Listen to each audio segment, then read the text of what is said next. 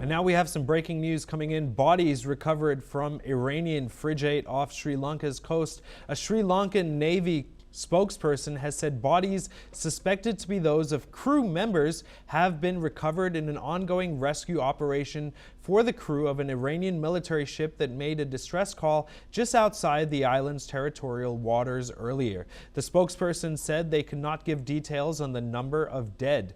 Reportedly, 32 people were rescued from the vessel and are receiving treatment in hospital. The spokesperson said, adding that they did not observe any other ships in the area. Moving on, the Association of Southeast Asian Nations has expressed serious concern over the escalating conflict in the Middle East, which has seen increased violence following U.S.-Israeli attacks on Iran and retaliatory strikes by Iran on several Gulf states. ASEAN emphasized that these attacks have exacerbated tensions, endangering the safety of civilians and posing significant threats to regional and global peace and stability. The statement also noted that the escalation, which began on February 28, 2026, occurred despite ongoing diplomatic efforts, including mediation initiatives by Oman aimed at finding a peaceful solution.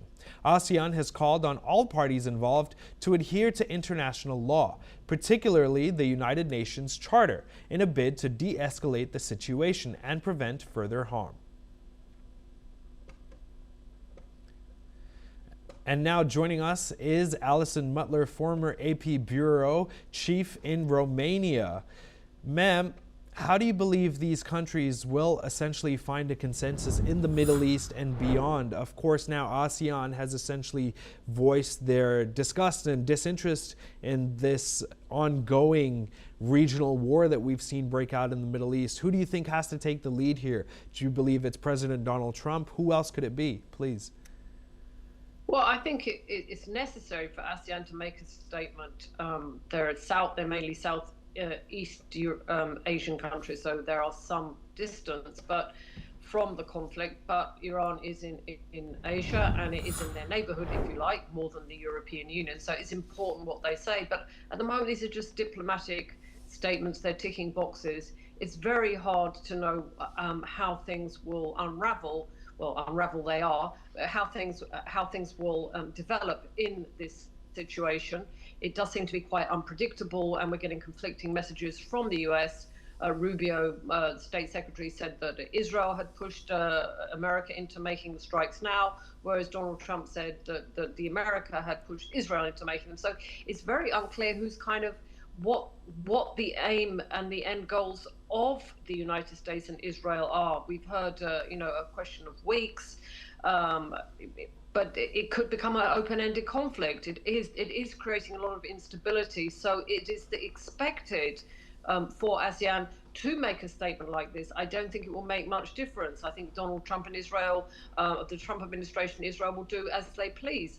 But this does affect the whole globe. In Europe, for example, gasoline prices have gone up. I'm sure the same is true in Asian countries as well. There are supply chains, all kinds of repercussions that could happen because of this. So it is necessary that international organizations, particularly one like ASEAN, which is broadly speaking in the region, to make a statement. But I don't think it will affect the policies or the aims of Donald Trump and Israel. Who do you believe needs to step up then in ASEAN? Like you mentioned, they're just ticking boxes. Do you believe that any countries in particular need to send aid to the Middle East? Always, humanitarian aid is always a welcome step. And that doesn't mean political or military involvement, because I don't think these countries want to have any. Of course, they don't have any political or military involvement. They just want everyone to come back to the negotiating table. They don't want to take sides. But there is a question of international law has been violated here. So there is that. The only other way it could happen are sort of bilaterals. If one of the countries in ASEAN has good ties with one of the Iran or Israel. Although that's very hard to say, if they could influence that. But I really don't see, except for keeping up the pressure and if there are particular economic interests that could have an impact. But other than that, I don't see at the moment I see Iran and the United States at this moment, 4 days into the conflict, now 5 days, just going full steam ahead. And I don't think they're listening to anyone, to be honest.